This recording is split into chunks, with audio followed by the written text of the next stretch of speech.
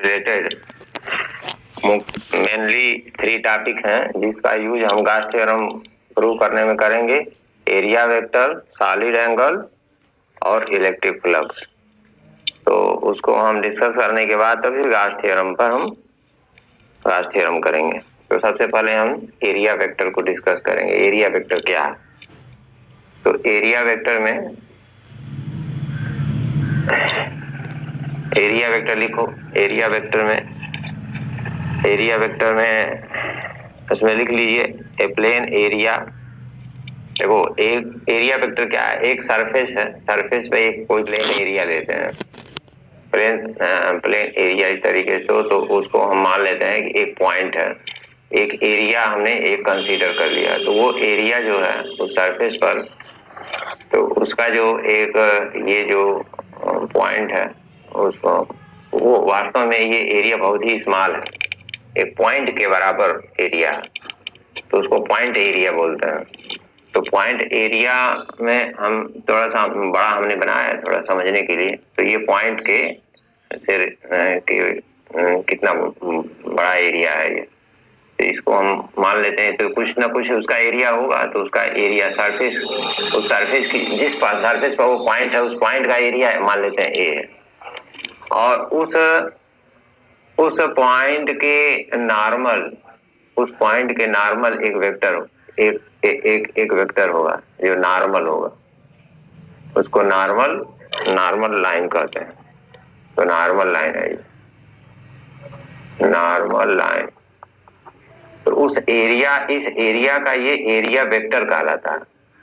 तो अगर ये एरिया ए है तो इसका इस नॉर्मल लाइन है, तो किसी भी पॉइंट का नॉर्मल लाइन जो होगा इस पॉइंट का, उस एरिया का एरिया वेक्टर कहलाएगा। तो एरिया वेक्टर को हम वेक्टर ए से लिखते हैं। तो इसका एरिया वेक्टर ए हो गया। और हर वेक्टर का एक यूनिट वेक्टर भी होता है, आप जानते हैं। तो इसके यूनिट वेक्टर को हम एन कैप मान लेते हैं, एन कैप है। तो आप जानते हैं कि यूनिट वेक्टर एन कैप किसी एरिया वेक्टर का यूनिट वेक्टर है। तो किसी भी वेक्टर का यूनिट वेक्टर उस वेक्टर में उसके मैग्नीट्यूड से डिवाइड करते हैं तो वो यूनिट वेक्टर मिलता है। तो यहाँ एरिया वेक्टर का ये यानी कैप यूनिट वेक्टर है इस एरिया वेक्टर का, इसलिए इस N cap equal to area vector A upon इस एरिया वेक्टर का मैग्नीट्यूड दैट इज ए, ये ए। तो ये area vector A equal to हो जाएगा आपका N cap A, N cap A. तो ये एरिया वेक्टर क्या है? जैसे मान लीजिए कोई बहुत बड़ा सरफेस है, ऐसे ऐसे मान लेते हैं ये सरफेस है, ये बहुत बड़ा, एक कोई सॉलिड बॉडी है, ये कोई सॉलिड बॉडी है। तो ये सॉलिड बॉडी में हमने उसके सरफेस पर एक पॉइंट मान लिया, उस पॉइंट का हमने एरिया वेक्टर कह दिया कि उस पॉइंट का एरिया जो होगा वो एरिया होगा, ए होगा। और उस पॉइंट के परपेंडिकुलर लाइन, उस पॉइंट से जाने वाला परपेंडिकुलर लाइन, सरफेस है तो सरफेस से परपेंडिकुलर लाइन होगा ही, तो उस पॉइंट से जाने वाला परपेंडिकुलर लाइन को उस एरिया का एरिया वेक्टर कहलाएगा। वो परपेंडिकुलर एरिया वेक्टर ए। तो ये एरिया वेक्टर आपका, ये एरिया वेक्टर ए जो है इस एरिया का ये vector that is area vector ए है। और हर वेक्टर का यूनिट वेक्टर होता है, तो इसी के यूनिट वेक्टर को हमने एन कैप मान लिया है। तो n cap equal to A vector A upon A हो जाएगा। तो अब यहाँ पर लिख लेंगे, क्या लिखेंगे? अब इस चीज को यहाँ लिख लीजिए, एरिया वेक्टर में लिखिए ए प्लेन एरिया, उसको लिख लेंगे, क्या लिखेंगे? A plane area, plane area, plane area such as ए।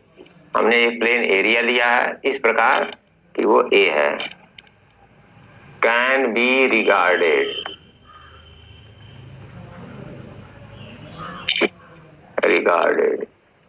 ठीक है। एज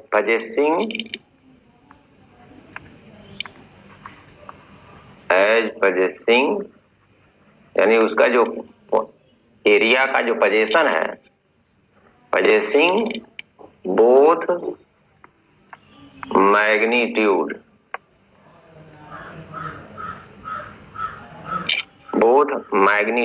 एंड डायरेक्शन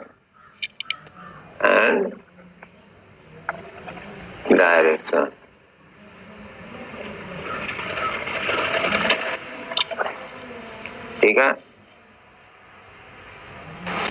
तो एक प्लेन एरिया लिया, क्या है, a plane area such as A, एक प्लेन एरिया लिया जो ए है एरिया, कैन बी रिगार्ड, इस प्रकार से रिगार्ड किया गया, इस प्रकार से कंसीडर किया गया उसको as a possessing both magnitude and direction, क्यों, उसमें मैग्नीट्यूड भी हो एरिया में और उस एरिया का डायरेक्शन भी हो।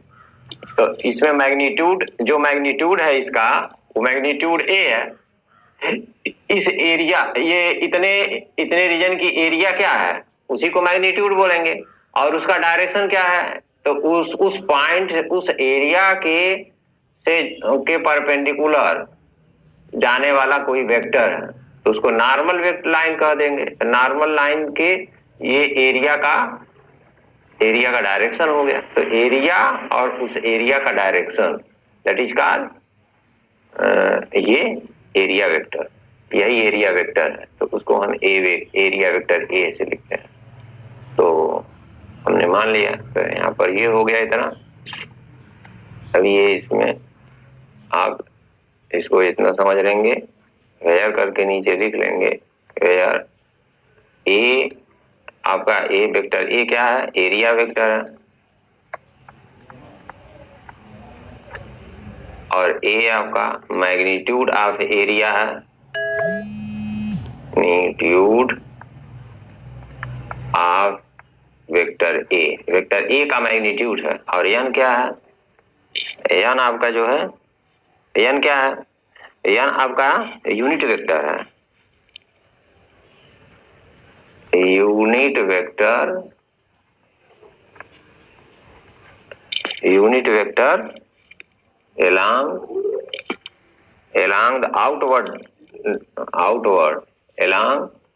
the outward normal. तो ये आउटवर्ड है, यूनिट वेक्टर एन क्या है, इस एरिया के आउटवर्ड बाहर की तरफ, और नॉर्मल के अलोंग यूनिट वेक्टर है, ठीक है। तो कोई भी सरफेस, किसी भी सरफेस पर कोई भी एरिया वेक्टर कंसीडर करोगे तो उससे नॉर्मल पॉइंट होगा ही, तो उस नॉर्मल पॉइंट, उस पॉइंट से जाने वाला नॉर्मल लाइन होगा जरूर, परपेंडिकुलर लाइन, तो उस नॉर्मल लाइन के अकॉर्डिंग उस एरिया का एरिया वेक्टर लगेगा, ठीक है। तो ये एरिया वेक्टर हो गया आपका, नोट कर लिए। उसके बाद आपका सॉलिड एंगल आता है, सॉलिड एंगल नोट कर लिए सभी लोग। सॉलिड एंगल क्या है, अब देखो सॉलिड एंगल, जो नहीं नोट करवाएंगे बाद में नोट कर, अभी हम कर देंगे, अभी स्क्रीन पे ला देंगे, पेज कर लेना, पहले समझ लो सॉलिड एंगल। तो सॉलिड एंगल में अब सॉलिड एंगल पढ़ना है। सॉलिड एंगल क्या है, इसमें सॉलिड एंगल में एक हम कोई मान लेते हैं, एक स्फेरिकल, एक स्फेयर ले लेते हैं, सपोज दैट एक स्फेयर, ठीक है, ये स्फेयर,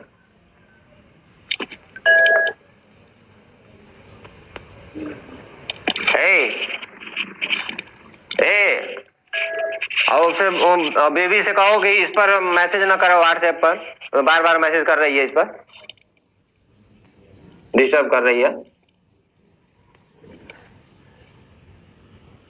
हाँ, तो ये आपका एक सॉलिड स्फेयर है, एक सॉलिड स्फेयर हमने ले लिया सॉलिड, और इस स्फेयर पर हम एक कोई एरिया हम कंसीडर कर लेते हैं, ये बहुत ही स्मॉल एरिया कंसीडर किया है। ये एरिया कितना है, ये हमने आपको थोड़ा सा बड़ा बनाया है, लेकिन वास्तव में ये एरिया इतना है कि सुई की नोक के बराबर एरिया है। ये एरिया जो हमने कंसीडर किया है वो कितना है, सुई की नोक के बराबर एरिया कंसीडर किया है। तो इतना स्मॉल एरिया को हम डीए से लिखेंगे। बहुत ही स्मॉल एरिया को हम जैसे स्मॉल डिस्टेंस को डीएक्स से लिखते हैं, स्मॉल एरिया डीए से लिखेंगे। और ये स्पेयर का सेंटर मान लेते हैं ओ है। तो अब इस सेंटर पर ये जो एरिया हमने कंसीडर कर लिया है वह उस एरिया का जो एंगल बनाएगा, क्या एंगल बनाएगा, तो देखो ऐसे एंगल बनाएगा, यहां से ये एंगल बनाएगा ऐसे, ये भी ऐसे, सारे लाइन को ऐसे ज्वाइन कर लो इसमें।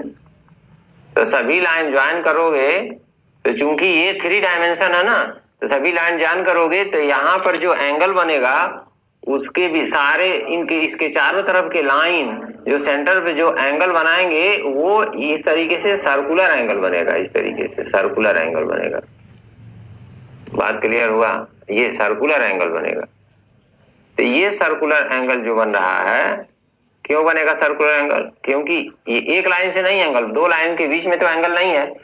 यहां से इसके चारों तरफ जितने भी सरकमफेरेंस पर वो जो पॉइंट है, सारे इनफाइनाइट पॉइंट से इनफाइनाइट लाइन बनेगा, ज्वाइन करेंगे तो उनके बीच में एक सर्किल बन जाएगा। तो इस एरिया, इस एंगल को हम जो ये एंगल है उसको हम जो है यहाँ पर थीटा से रिप्रेजेंट नहीं करेंगे, सॉलिड, इसको सॉलिड एंगल बोलते हैं। और इस सॉलिड एंगल को हम डी ओमेगा से रिप्रेजेंट करते हैं, D omega, D omega solid angle इसको बोलते हैं, डी ओमेगा। और ये चूंकि ये जो डी ए है ये स्फीयर के सरफेस के ऊपर है, तो सरफेस के ऊपर है तो ये आपका जो सेंटर से ये जो डिस्टेंस होगा वो डिस्टेंस आर हो जाएगा, यहां से यहां तक होगा ना। याद रखो ये जो सरफेस के ऊपर है ये तो स्फीयर है, ये ना समझिए कि ये सरकमफेरेंस रिंग नहीं है, ये सरफेस है। यहाँ भी ले सकते हो तो यहाँ से भी आर होगा, कहीं भी ले सकते हो। अगर मान लो यहाँ पर ले लिया तो यहाँ से मिलाओगे तब भी आर बनेगा, ये तभी ये आर डिस्टेंस हो जाएगा। यहाँ लोगे, यहाँ पर एक इस पे हमने एरिया ले लिया तो यहाँ से मिलाएंगे तो ये लेंथ आपका ये भी आर हो जाएगा। और इस पर इस सरकमफेरेंस पर लेंगे, इस पर लेंगे तभी आर हो गया, तो स्फीयर है तो ये आर हो गया। ठीक है, तो इसको सॉलिड एंगल बोलते हैं, डी ओमेगा क्या बोलते हैं, सॉलिड एंगल। आर रेडियस हो गया और डी ए आपका एरिया मैग्नीट्यूड हो गया, एरिया, इसको एरिया डी ए, एरिया का बहुत स्मॉल एरिया है इसलिए एरिया एलिमेंट इसको बोलते हैं। तो अब हम इसमें सॉलिड एंगल में लिखेंगे कुछ। तो ये द आर्क ऑफ, इसमें लिख लीजिए। देखिए ये क्या है, इस सर्किल का ये रेडियस जो लाइन बन रहा है ये आर, जैसे मान लीजिए ये इतना है, इतना, ये क्या कहलाएगा, आर्क कहलाएगा। आर्क जो है यहाँ से ये एंगल बना लिया, लाइन ज्वाइन कर लिया, तो ये इतना आर्क, छोटा सा टुकड़ा सर्किल का, ये डीए का छोटा सा टुकड़े को आर्क कहते हैं। तो इससे बहुत सारे आर्क हैं जो एंगल बना रहे हैं। तो सारे एंगल जो सारे आर्क जो मिल करके जो एंगल बना रहे हैं इसको प्लेन एंगल बोलते हैं, ये प्लेन एंगल कहलाता है। तो जो सारे एंगल जो मिलते हैं तो वो प्लेन एंगल कहलाएंगे। तो arc of circle subtend an angle at centre, circle के सभी आर्क मीन्स ये सर्किल के ये छोटे छोटे टुकड़े, ऐसे छोटे छोटे जो टुकड़े होते हैं वो आर्क कहलाते हैं। ये सारे टुकड़े जो है मिल करके इस सेंटर पे जो एंगल बना रहे हैं उसको हम प्लेन एंगल बोलते हैं। तो सॉलिड एंगल में क्या लिखेंगे, सॉलिड एंगल में पहले ही तो ये लिखिए, the arc of a circle subtend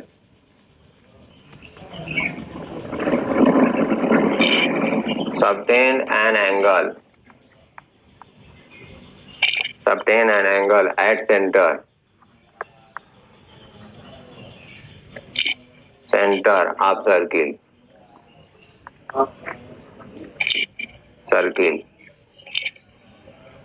this angle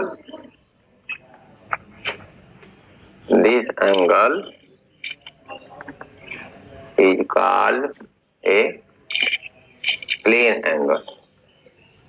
तो उसको हम प्लेन एंगल से डिनोट करते हैं। ठीक है, तो प्लेन एंगल का यूनिट होता है, उसको रेडियन में हम लिखते हैं।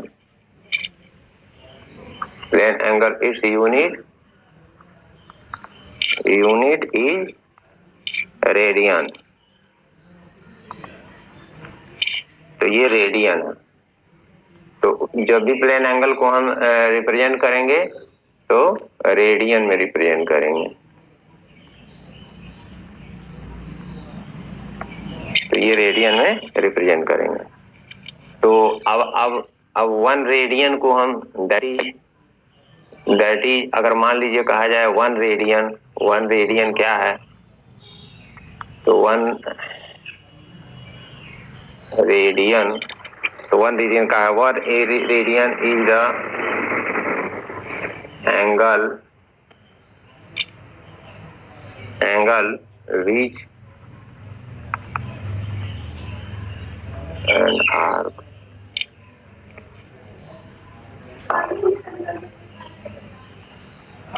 length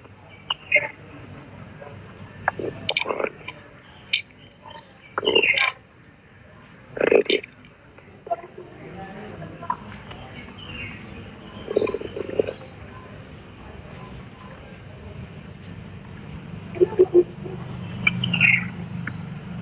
equal to the radius of circle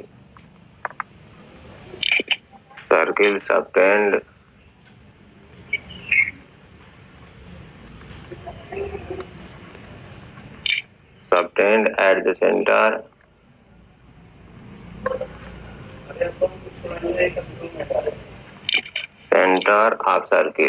of the circle।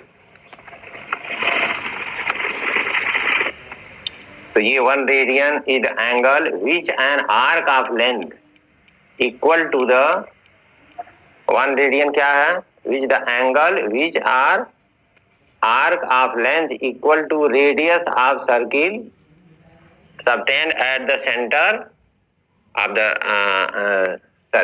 Circle. तो ये 1 रेडियन क्या है, वो एंगल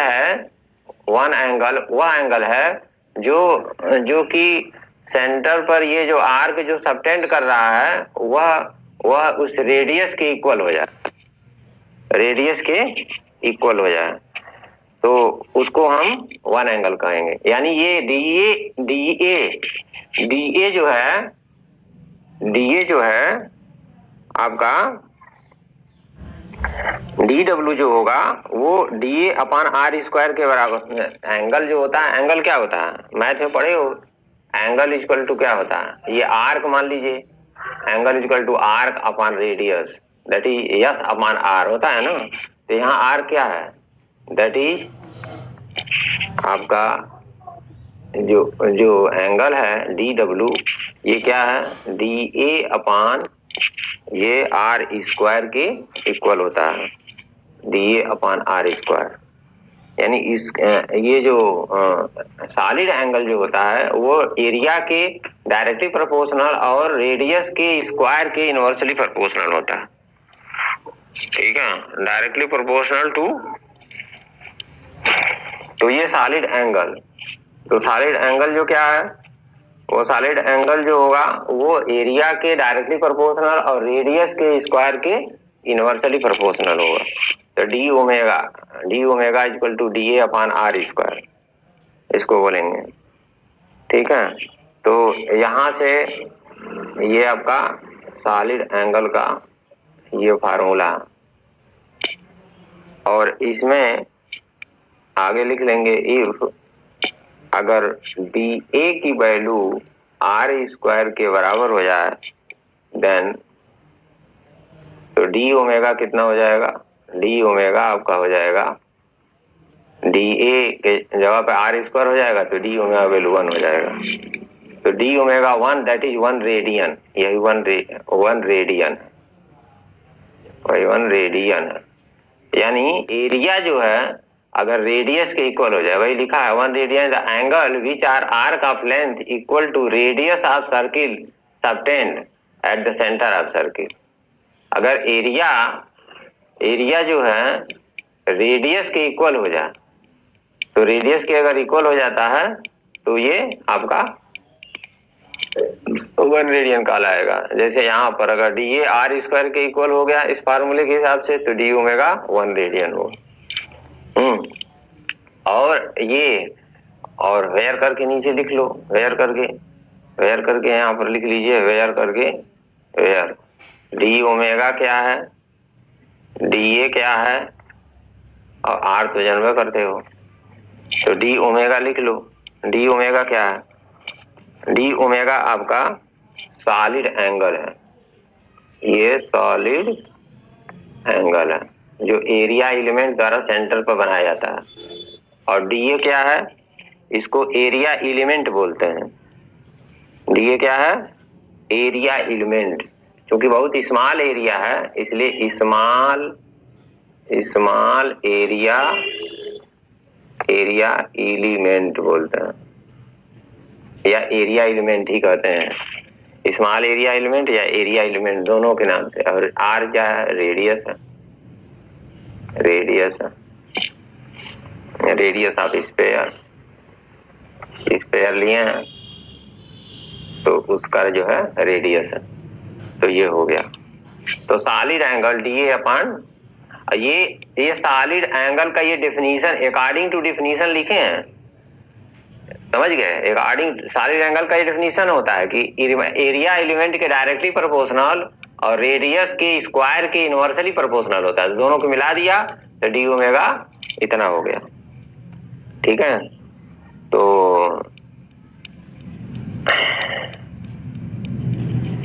ये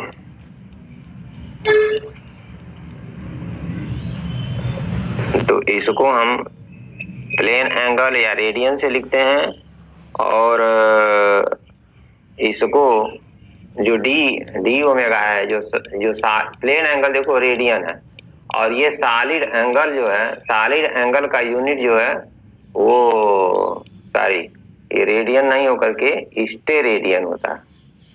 इसको स्टे रेडियन से लिख लीजिए, stay radian.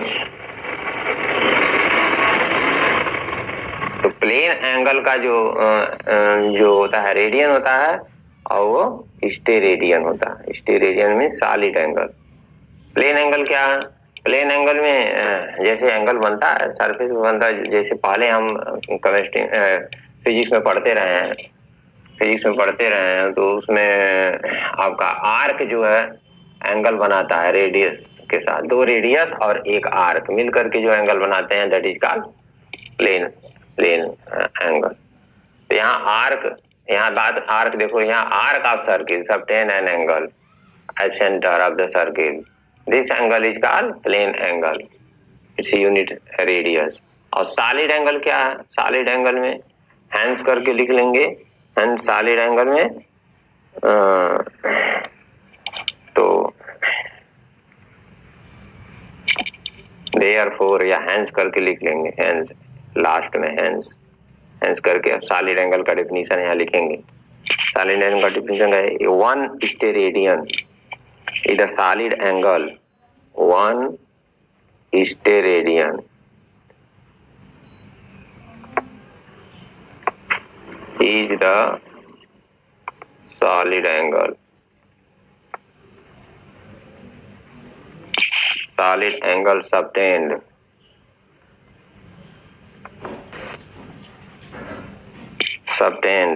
by a part of surface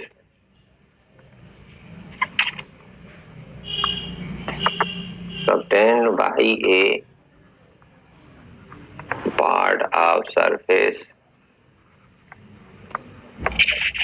a part of surface of the sphere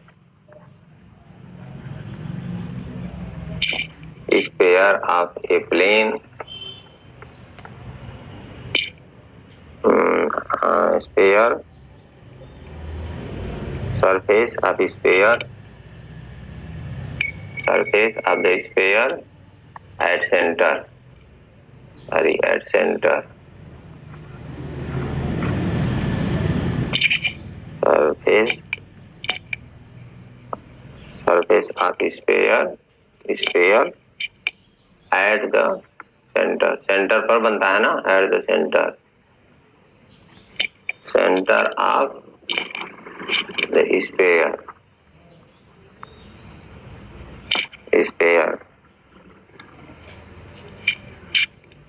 तो ये आपका वन स्टेरेडियन जो सॉलिड एंगल, वो सॉलिड एंगल है जो सबटेंड होता है बाई पार्ट ऑफ सरफेस के किसी एक पार्ट द्वारा, सरफेस के किसी पार्ट द्वारा सबटेंड होता है स्पेयर के एट सेंटर ऑफ स्पेयर। ठीक है, व्हेन आगे लिख लेंगे, व्हेन कब होता है, when the area of the part, area of the part is equal, उस पार्ट की जो एरिया होती है equal to the square of radius of the sphere. ये सॉलिड एंगल कब होता है, जब एरिया ऑफ पार्ट, उस पार्ट की जो एरिया है वो इक्वल होगा स्क्वायर ऑफ रेडियस, यानी D A equal to R square के इक्वल होगा, तब जाकर के वो सॉलिड जो है वन, तब स्टेरेडियन बनेगा, वन स्टेरेडियन। ठीक है, तो सॉलिड एंगल बनेगा।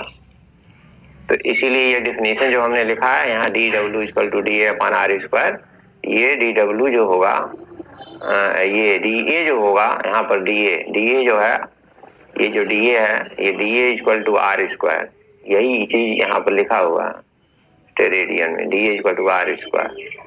ठीक है, तो ये हो गया आपका एरिया वेक्टर। और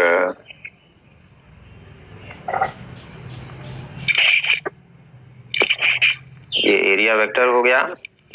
और उसके बाद अब आगे देखो, अब सॉलिड एंगल जो निकालना है, सॉलिड एंगल जो निकालेंगे, टोटल एंगल, अभी तो हमने डी डब्ल्यू निकाला है, तो डी डब्ल्यू निकालने के लिए थोड़ा सा और भी मॉडिफाई करके फार्मूले से हम निकालेंगे उसमें। तो अब उस जो फिगर हमने बनाया था उसी को हम थोड़ा सा साइड में अब बना रहे हैं। यहाँ पर एक ये जो फिगर हमने दिया बनाया था ना, ये फिगर, ये जो फिगर बनाया है, इसी को हम साइड में अब बना रहे हैं। तो और उसको थोड़ा सा हम एनालिसिस करेंगे। तो यहाँ पर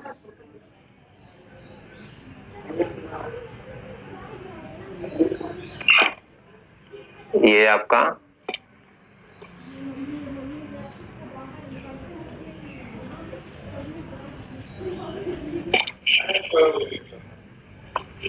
ये आपका डी ए है, ये क्या है, ये आपका डी ए है, एरिया है, और ये सेंटर है, सेंटर ओ है।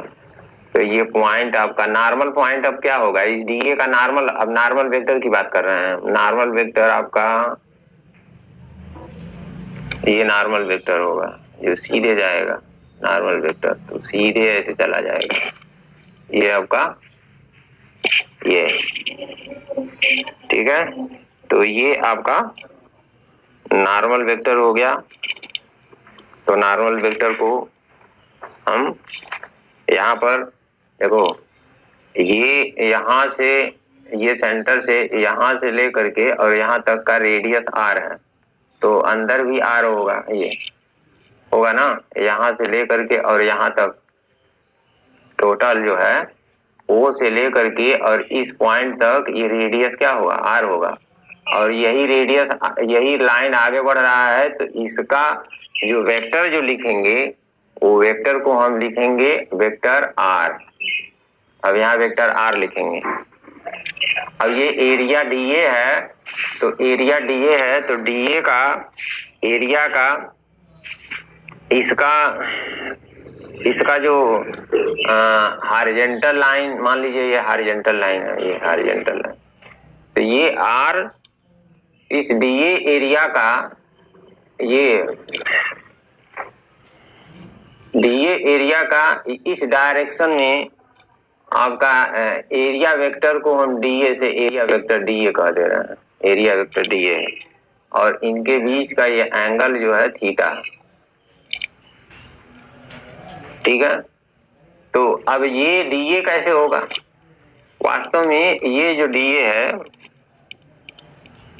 यहां से एक सरफेस इमेजिन कर लिया गया है इस तरीके से कि इसका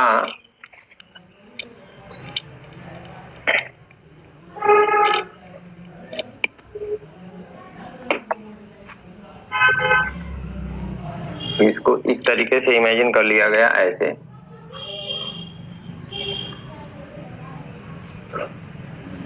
ये एरिया,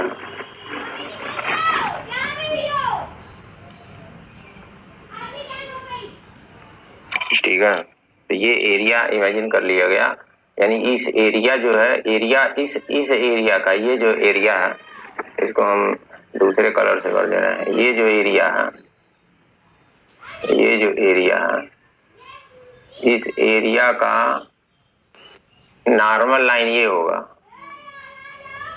ठीक है, तो ये डी इस ये और ये जो है, ये जो डीए है वास्तव में ये डीए है, इस रेड वाली जो लाइन का एरिया डीए है, तो इसका जो है नॉर्मल लाइन ये है, तो ये नॉर्मल वेक्टर डीए हो गया। और ये रेडियस जो इस पॉइंट से, ये सेंटर से होते हुए जो लाइन जा रही है वह रेडियस वेक्टर आर है, और रेडियस वेक्टर और इस एरिया के बीच का जो नॉर्मल के बीच का जो एंगल है उसको मान लेते हैं थीटा। तो जो इसके वजह से अब इस डीए का जो दो कंपोनेंट होगा, इस डीए फोर्स का दो कंपोनेंट होगा, एक तो नॉर्मल के एलांग हो, इस नॉर्मल के एलांग होगा, और ये एक इसके एलांग होगा, डीए के एलांग होगा, इस आर का। तो इसको ये जो सरफेस है और इसमें एक ये सरफेस है जो इसके अकॉर्डिंग, ये जो आर है, तो आर से रिलेटेड जो है आपका जो सरफेस है वो ये सरफेस है, आर से रिलेटेड सरफेस, ये सरफेस है जो आर से रिलेटेड है। यानी ये जो रेडियस वेक्टर का जो परपेंडिकुलर लाइन है उसके अकॉर्डिंग जो सर्किल बनेगा वो ये आपका ये सर्किल बनेगा। और जो एरिया वेक्टर है, एरिया वेक्टर जो हमने लिया है वो एरिया वेक्टर का जो नॉर्मल लाइन है वो इस नॉर्मल लाइन के एलांग सर्किल बनेगा। अरे भाई कोई पॉइंट लेते हो तो उसके एलांग ऐसे सर्किल बनाते हो। अब कोई अगर सर्किल इस तरीके से ले लेंगे तो इसका नॉर्मल तो ऐसे बनेगा, तो सर्किल इसका ऐसे बन जाएगा। तो यही यहाँ पर ये जो है ये रेडियस वाला है, और ये क्या है, ये आपका डीए इधर है, ये डीए वाला नॉर्मल लाइन है, वेक्टर है, ये एलिमेंट। तो एलिमेंट जो हमने सरफेस, असल में वास्तव में सरफेस तो ऐसे उबड़ खाबड़ होता है ना ऐसे, तो इसको मान लेते हैं ये सरफेस था, तो यहाँ पर जो हमने लिया ये, तो इसका नॉर्मल लाइन ऐसे बनेगा, डीए बन जाएगा, और इससे जाने सेंटर से जाने वाली लाइन ऐसे बनेगा। मान लीजिए ये सेंटर ऐसे है, तो सेंटर से जाने वाली लाइन ऐसे बनेगा। तो इस लाइन के अकॉर्डिंग जब सर्किल बनाओगे तो वो सर्किल थोड़ा सा इसके इक्वल में नहीं आएगा, वो दूसरा आएगा। वैसे तरीके से ये चीज है, ठीक है। तो एंटायर सरफेस जो होगा, तो टोटल जो सरफेस हो जाएगा, अब ओमेगा देखो ये स्मॉल एरिया हमने लिया है, इसे डीए है, तो टोटल एरिया क्या हो जाएगा, ये ओमेगा, ये आपका एंटायर सरफेस ऑफ स्फीयर, सेंस लिख लेंगे entire surface of sphere is a equal to कितना हो जाएगा, टोटल सरफेस कितना होगा, वो तो डीए एक स्मॉल सरफेस है, टोटल सरफेस कितना हो जाएगा स्फीयर का, तो टोटल सरफेस स्फीयर का ऐसे लेंगे ना, जहां जो भी बांटिएगा, तो टोटल सरफेस कितना होता है स्फीयर का, 4 पाई आर स्क्वायर होता है, तो ये 4 पाई आर स्क्वायर हो जाएगा, टोटल सरफेस हो जाएगा। और सॉलिड एंगल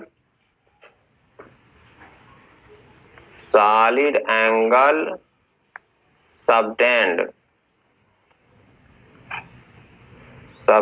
by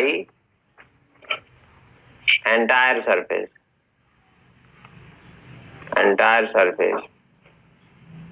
तो टोटल सरफेस जो है स्फीयर का वो एंगल कितना बनाएगा, तो डी डब्ल्यू तो एक छोटा सा आर्क था, और टोटल स्फीयर सर्किल पर कितना एंगल बनाएगा, वो ओमेगा बनाएगा, तो ओमेगा इक्वल टू हो जाएगा entire area surface upon radius का स्क्वायर, ये फार्मूला सॉलिड एंगल के फार्मूले से। तो ये हो गया आपका 4 pi r square upon are square, तो आर स्क्वायर कट जाएगा, तो ये 4 पाई आ गया ओमेगा, ठीक है। तो सॉलिड इतना स्टेरेडियन, तो स्फीयर का टोटल जो है, टोटल सरफेस जो होता है सेंटर पर जो सॉलिड एंगल बनाता है वो 4 पाई के इक्वल होता है, 4 पाई के इक्वल होता है। अब इसके अलावा ये तो आपका इतना कितना हो जाएगा, ये कितना हो जाएगा, ये कितना, ये तो डी ओमेगा होगा, ये डी ओमेगा हो जाएगा, तो डी ओमेगा की वैल्यू कितनी आएगी उसको भी लिख लेते हैं। तो डी ओमेगा का जो वैल्यू आएगा, डी ओमेगा, ये डी ओमेगा की वैल्यू कितना आएगा, जो एरिया एलिमेंट जो अब area element D A cos theta upon R square के बराबर होगा। तो डी ए कास थीटा क्या है, डी ए कास थीटा देखो, अब इसका जो कंपोनेंट थीटा का जो कंपोनेंट बनेगा वो डी ए कास थीटा और डी ए साइन थीटा, दो कंपोनेंट बनेगा इस एरिया का, इस थीटा एंगल के साथ। तो डी ए कास थीटा जो होगा तो वो सरफेस का कंपोनेंट होगा, वो लाइन का नहीं होगा, सरफेस का कंपोनेंट होगा। जैसे इस सरफेस को डी ए कास थीटा बनेगा, ऐसे इसके परपेंडिकुलर एक सरफेस बनेगा ऐसे, तो वो डी ए साइन थीटा हो जाएगा, ठीक है। तो डी ए कास थीटा को हम यहाँ पर इंक्लूड करेंगे, D A cos theta upon R square, और जो परपेंडिकुलर वाला बनता है तो बाहर साइड में होता है, तो उसको हम लेते नहीं है, जो सरफेस को जो एरिया हमको मिलेगा कंपोनेंट वही लेंगे। तो सरफेस पर D A cos theta component मिलेगा अपान आर स्क्वायर, जैसे D W equal to D A होता है अपान आर स्क्वायर होता है, डी ए कास थीटा होगा अपान आर स्क्वायर हो जाएगा।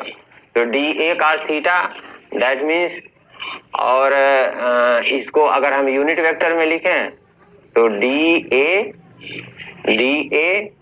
और dot R cap upon R square, तो इन दोनों का डॉट प्रोडक्ट लेंगे तो D A dot R, D A और डॉट आर कैप का क्या हो जाएगा, magnitude of D A, magnitude of R, R cap और कास ऑफ थीटा।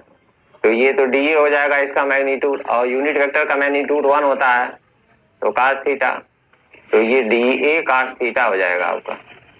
तो ये डी ए कास थीटा यही लिखा है, यहाँ सिंस करके लिख दे रहे हैं।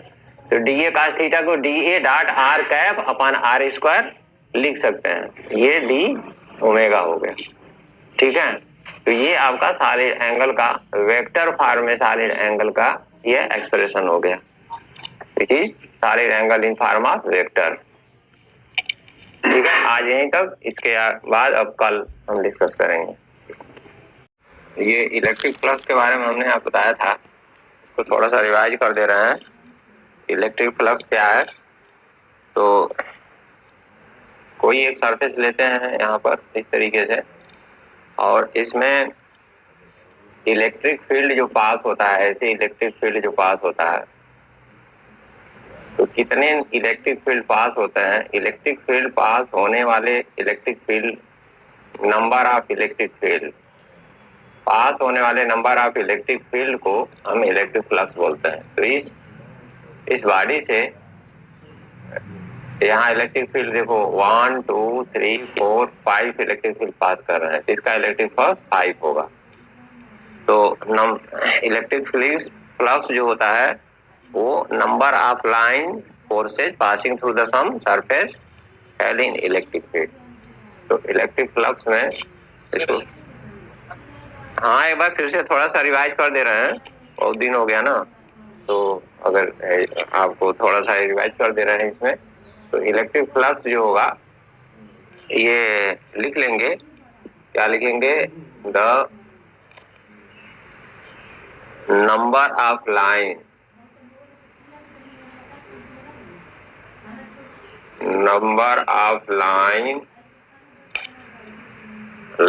Of force,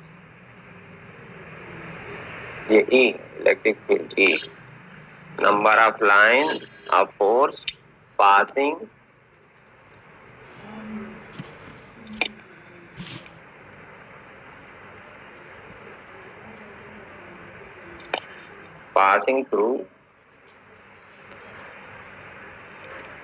through some surface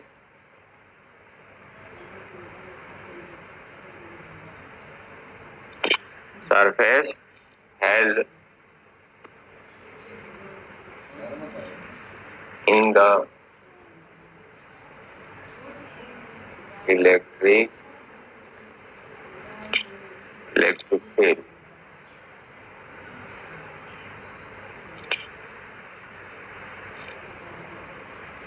is called electric flux।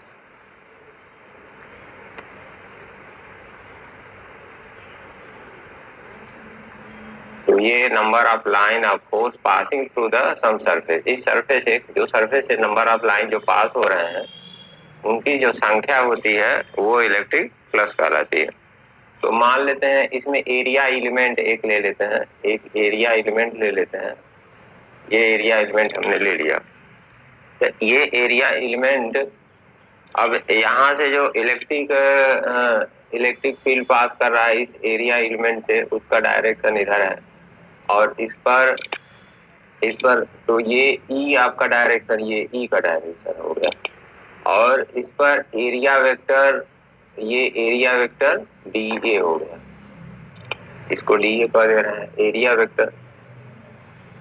तो ये एरिया वेक्टर है डी ए, ठीक है, ये आपका एरिया वेक्टर की लाइन। तो एरिया वेक्टर और इलेक्ट्रिक फील्ड का डॉट प्रोडक्ट, इलेक्ट्रिक फील्ड है, इलेक्ट्रिक फील्ड भी में डायरेक्शन होता है, इसलिए ई भी एक वेक्टर है। तो ई और डी ए के बीच का जो डॉट प्रोडक्ट होता है वो इस एरिया एलिमेंट का, इतने एरिया का इलेक्ट्रिक फ्लक्स होगा, ठीक है। तो टोटल सरफेस का इलेक्ट्रिक फ्लक्स कितना हो जाएगा? टोटल सरफेस इतने एरिया का इलेक्ट्रिक फ्लक्स, तो टोटल सरफेस का इलेक्ट्रिक फ्लक्स इंटीग्रेट कर लेंगे, तो इंटीग्रेट करेंगे तो ई डॉट डी ए का ओवर इंटीग्रेशन ए होगा। तो इसको लिख लेंगे, लेट, क्या लिखेंगे? Let small surface element, small surface element DA, small surface element है डीए, और इस स्मॉल सरफेस एलिमेंट का डीए क्या है? आपका वेक्टर है, एरिया वेक्टर है DA, and area vector is, ये आपका एरिया वेक्टर डीए हो जाएगा। इस सरफेस का एरिया है आपका डीए, और जो हमने स्मॉल लिया है इन सर्किल में और उसका एरिया वेक्टर डीए है, ठीक है। एंड जो डीए होगा वो नॉर्मल के अकॉर्डिंग होगा। डीए किसके अलोंग होगा? एरिया वेक्टर डीए इन अलोंग नॉर्मल के अलोंग होगा। यानी ये जो सरफेस है उसका नॉर्मल लाइन सीधे ऐसे जाएगा, नॉर्मल लाइन, तो नॉर्मल लाइन के अलोंग वो डीए लगेगा। एंड लेट मान लेते हैं कि जो ई है, ये ई है, ये जो है इलेक्ट्रिक फील्ड है, बी द इलेक्ट्रिक फील्ड, इधर इलेक्ट्रिक फील्ड है एट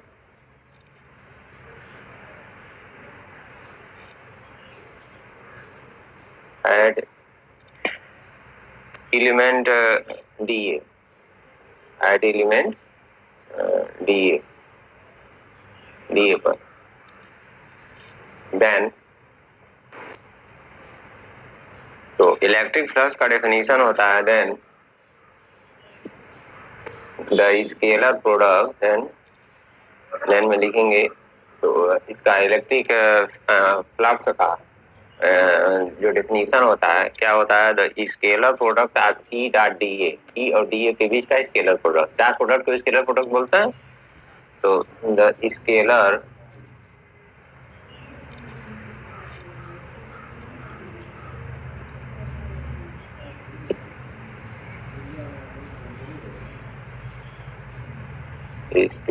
प्रोडक्ट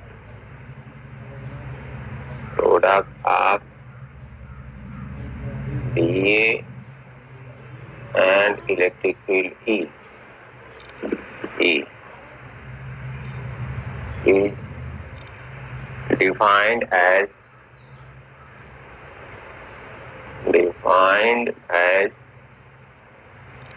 electric flux।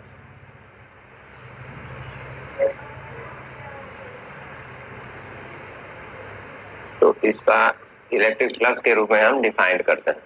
तो ई डॉट डी है, तो इस एरिया का दैट इज हम लिख देंगे डी फाई, उसका इलेक्ट्रिक फ्लक्स को हम फाई से लिखते हैं क्योंकि बहुत स्मॉल एरिया है, तो उसका इलेक्ट्रिक फ्लक्स डी फाई हो जाएगा। डी फाई इक्वल टू हो जाएगा ई डॉट डी ए, ये इतना। तो इतने एरिया का ऐसे जो एरिया हमने कंसीडर किया, ये ऐसे कितने एरिया बनेंगे? बहुत सारे। ये एरिया वास्तव में सुई की नोक के बराबर एरिया है जो हमने लिया है डी ए। तो ऐसे कितने एरिया, इनफाइनाइट एरिया बनेंगे। और ये टोटल सरफेस जो है, ये जो हमने बॉडी लिया है उसका टोटल सरफेस का जो एरिया है वो ए है। तो ऐसे इनफाइनाइट बनेंगे, तो उस सारे इनफाइनाइट एरिया एलिमेंट के सभी फ्लक्सों का सम दैट इज टोटल फ्लक्स हो जाएगा।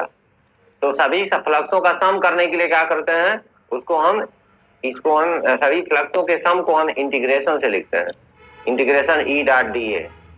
जैसे एक है ऐसे दूसरा आएगा, इसका ई डॉट डी ए, इसका ई डॉट डी ए, सबका ई डॉट डी ए। तो इनफाइनाइट एरिया बनेगा, एरिया एलिमेंट बनेगा, उन सब का flux E dot D A आएगा। और सभी फ्लक्सों का सम, तो सभी फ्लक्स को sum E dot D A plus E dot D A plus E dot D A, that is integration of E dot D A लिख सकते हैं। तो उसको हम मैथमेटिक्स में इंटीग्रेशन से लिखते हैं। तो इंटीग्रेशन पढ़ेंगे मैथ में ज्यादा क्लियर समझ में आए। ऐसे मैथमेटिकल टूल आपको पढ़ाया गया होगा फिजिक्स में क्लास 11th में, तो उसमें इंटीग्रेशन के बारे में विशेष रूप से बताया गया होगा फिजिक्स में, मैथमेटिकल टूल में, जो लेसन नंबर 1 में ही है। तो इसको हम क्या करेंगे, टोटल जब करेंगे तो इंटीग्रेशन ये आपका हो जाएगा integration D phi equal to, और इधर हो गया इंटीग्रेशन ओवर एरिया, पूरे एरिया, होल एरिया का integration E dot D A ऐसे। तो ये डी एक्स का इंटीग्रेशन एक्स होता है, तो डी फाई का इंटीग्रेशन कितना हो जाएगा? फाई हो जाएगा, तो फाई हो जाएगा। और ये इंटीग्रेशन ए और ई डॉट डी ए, ये आपका हो गया टोटल एरिया का फ्लक्स, ठीक है। ये जो है टोटल इट इज जितना भी सरफेस है सभी surface electric flux whole area whole surface which is electric flux where करके लिख देंगे। वेयर फाई क्या है, electric flux of whole surface पूरे सरफेस का इलेक्ट्रिक फ्लक्स है, ठीक है। और ये डीए तो जानते ही है क्या है, ये आपका एरिया वेक्टर है, यानी जो एरिया कंसीडर किए हुए उसके नॉर्मल लाइन होगा तो उस नॉर्मल लाइन का वेक्टर लाइन। और ई जो है इलेक्ट्रिक फील्ड है,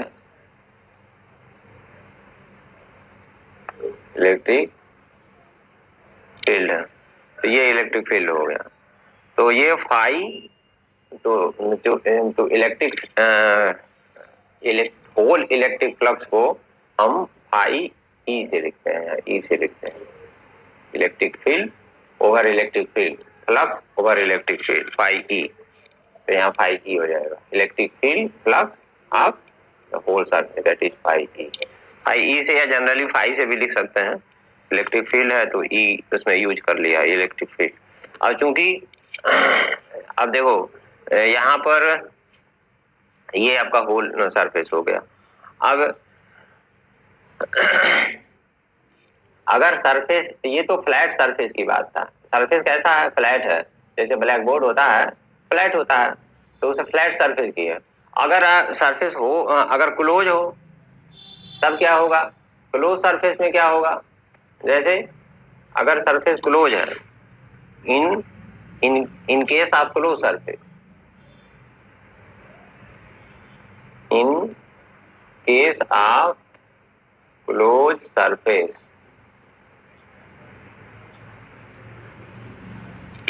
तो क्लोज सरफेस में जो रहेगा वो पूरी तरीके से इस तरीके से क्लोज रहेगा।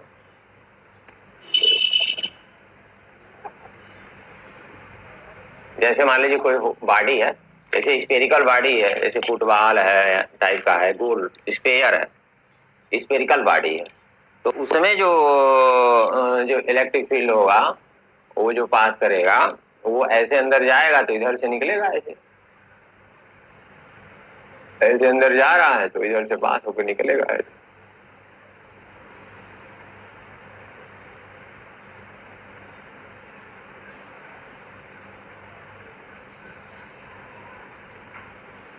तो इसमें आपका ये क्लोज बॉडी है, तो क्लोज बॉडी में electric in case of close surface electric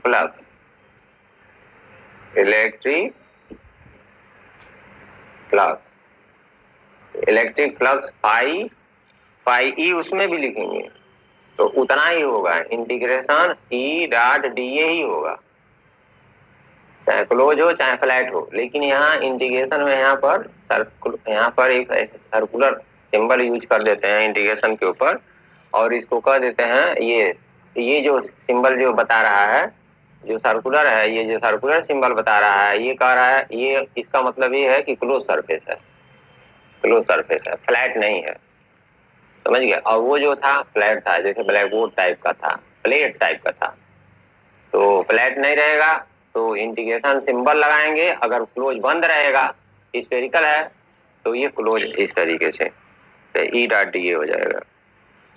अब ई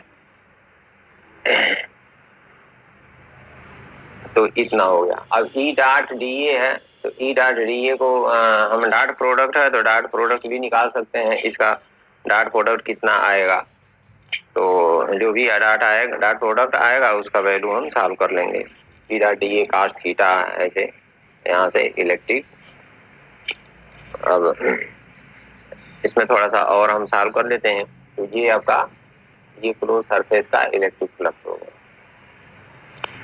अब कुछ और पॉइंट डिस्कस करते हैं। Since phi e equal to integration e dot dA over a, so dA, e dot dA means A dot B का A B cos theta होता है। E dot D A means E और D A के बीच का जो angle होगा वो थीटा एंगल मानेंगे, थीटा एंगल लेंगे। तो ई डॉट डी ए का E D A cos theta हो जाएगा। देखो एंगल उसमें था ना, यहाँ पर देखो ये एंगल है, ये जो एंगल है ये एंगल, इसी को हमने थीटा कह दिया है। ये एंगल थीटा, यही थीटा एंगल, ई और डी ए के बीच का जो एंगल है उसी को हमने थीटा लिया है। तो ये आपका ई डॉट डी ए, ये E D A cos theta हो जाएगा। तो कास थीटा एरिया के ओवर में हम इंटीग्रेट कर रहे हैं, तो एरिया आपका वेरिएबल है, बाकी सब कांस्टेंट मानेंगे। तो ई कास थीटा बाहर निकल गया आपका, और इंटीग्रेशन डी ए आपका अंदर रह जाएगा, क्योंकि जैसे डी एक्स होता है तो एक्स के रिस्पेक्ट में डिफरेंशिएट करते हैं, उसी तरह एक्स के रिस्पेक्ट में इंटीग्रेट भी करेंगे। तो डी एक्स का इंटीग्रेशन एक्स के रिस्पेक्ट में होगा, तो एरिया के रिस्पेक्ट में इंटीग्रेशन हो रहा है, तो एरिया आपका वेरिएबल है, बाकी सब कांस्टेंट मान लिया जाएगा। तो डी ए का हो जाएगा, डी एक्स का इंटीग्रेशन क्या होता है, एक्स होता है, तो डी ए का इंटीग्रेशन ए हो जाएगा। तो ई कास थीटा इंटू ए आपका ये हो गया, E cos theta into A, that is E A cos theta, E A cos theta, ये फाई ई हो गया। तो ये फाई ई का इलेक्ट्रिक फ्लक्स का एक नया फार्मूला हो गया, ई ए कास थीटा। अब इसमें ये अगर ई और ए के बीच का एंगल अगर अलग अलग चेंज हो तो चेंज होगा तो क्या होगा, तो उसके लिए फ्लक्स की वैल्यू चेंज हो जाएगी। जैसे अलग अलग मान लेते हैं कि प्लेन सरफेस जो ई है वो नॉर्मल के अलग लग रहा है, यानी जिस डायरेक्शन में नॉर्मल है ई डी ए है उसी डायरेक्शन में ई भी लग रहा है, तो थीटा की वैल्यू 0 हो जाएगा। If theta equal to 0 that is E act along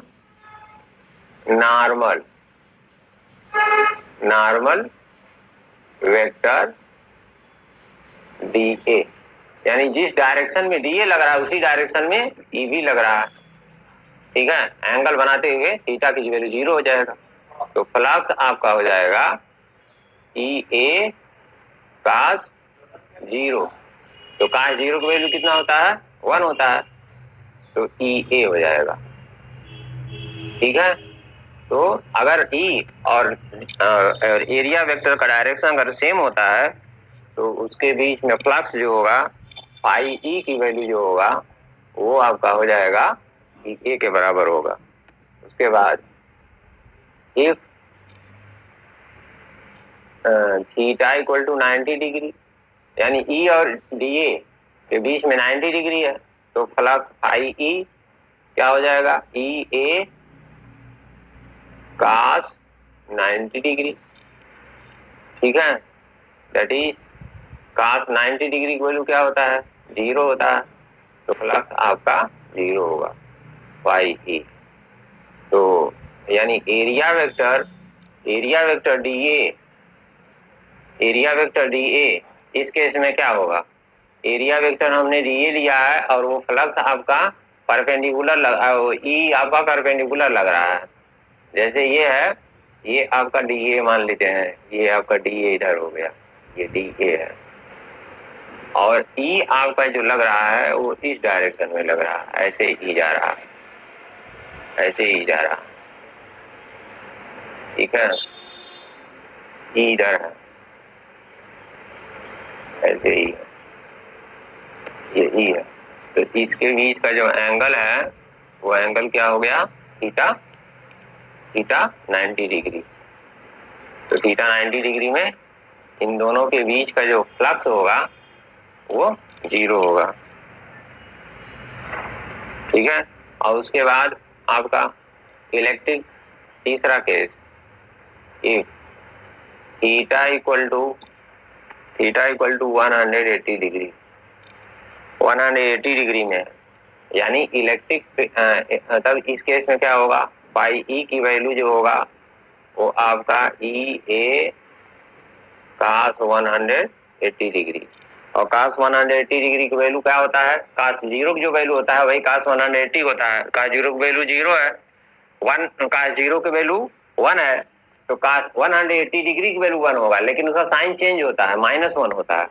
that means ये आपका सिंप्लाई ये आपका हो जाएगा इक्वल टू माइनस ई ए, तो माइनस ई ए हो जाएगा, ठीक है। तो ये अब इस केस में क्या होगा, जैसे आपका डी इधर है, इलेक्ट्रिक फील्ड आपका दूसरे डायरेक्शन में, तो ये आपका इलेक्ट्रिक, अब electric flux density, electric flux density पे आते हैं। इलेक्ट्रिक फ्लक्स डेंसिटी क्या है, इलेक्ट्रिक फ्लक्स डेंसिटी, इलेक्ट्रिक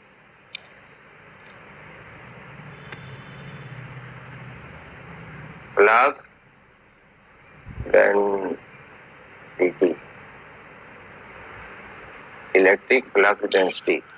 तो इलेक्ट्रिक फ्लक्स डेंसिटी जो होता है वो इलेक्ट्रिक फ्लक्स और एरिया का रेशियो होता है, electric flux ratio of,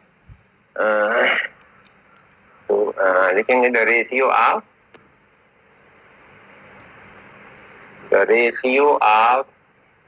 pi E and A total area is called electric flux density, electric flux density. So electric flux density, that is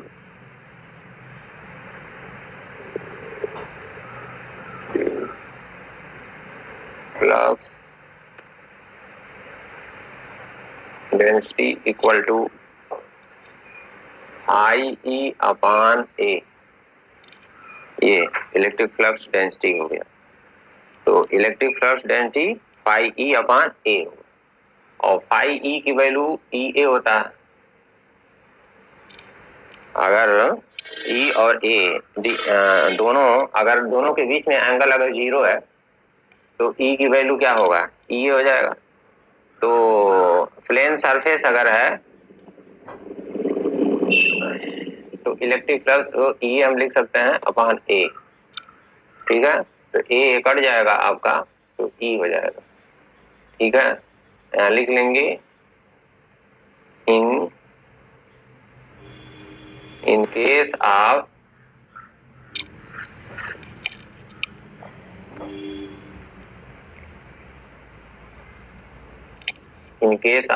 plane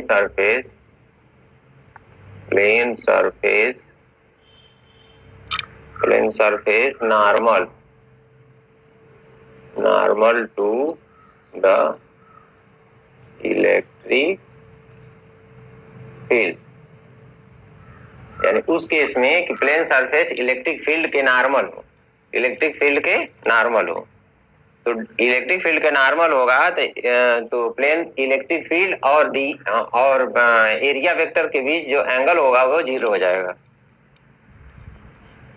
तो इस केस में हम ई की इलेक्ट्रिक फ्लक्स डेंसिटी ई के बराबर होता है। वैसे हम जनरली इलेक्ट्रिक फ्लक्स डेंसिटी का ये फार्मूला हम इसी को समझते हैं, फाई ई अपॉन ए, क्योंकि फाई ई की वैल्यू अलग अलग होगी तो उसका अलग अलग निकालेंगे। जैसे एंगल पर ये तो हमने निकाला है क्या, that is theta equal to 0। इस केस में हमने निकाला है कि थीटा जब 0 है, लेकिन दो केस और है ना, 90 और 180, तो उस केस में इलेक्ट्रिक फ्लक्स डेंसिटी चेंज होगा। तो ये तो अब इलेक्ट्रिक फ्लक्स का यूनिट भी लिख लेते हैं, unit of electric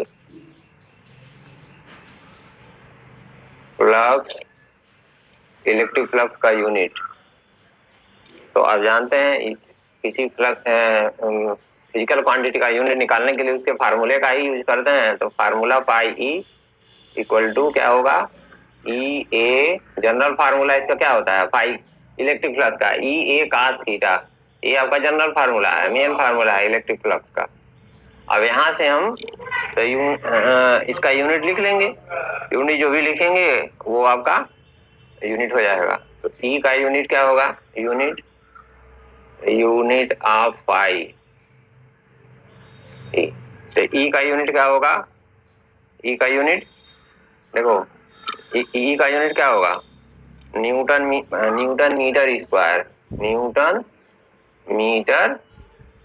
meter square. ये इलेक्ट्रिक फील्ड, ये न्यूटन, देखो न्यूटन पर कूलाम ई होता है।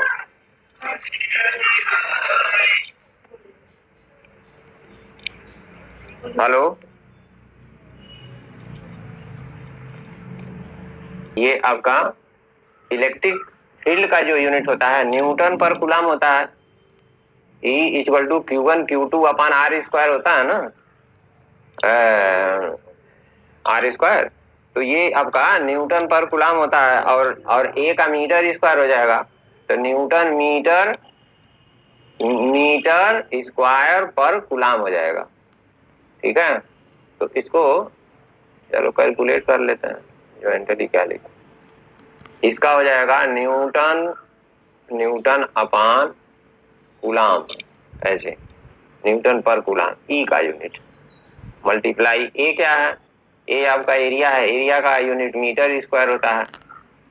ठीक है, और ये कास थीटा का यूनिट नहीं लिखते, डायमेंशन नहीं होता है तो उसका यूनिट नहीं होता है तो उसको छोड़ देंगे। तो ये आपका हो जाएगा न्यूटन मीटर स्क्वायर और पर कूलाम, ऐसे। तो यूनिट ऑफ पाई ई।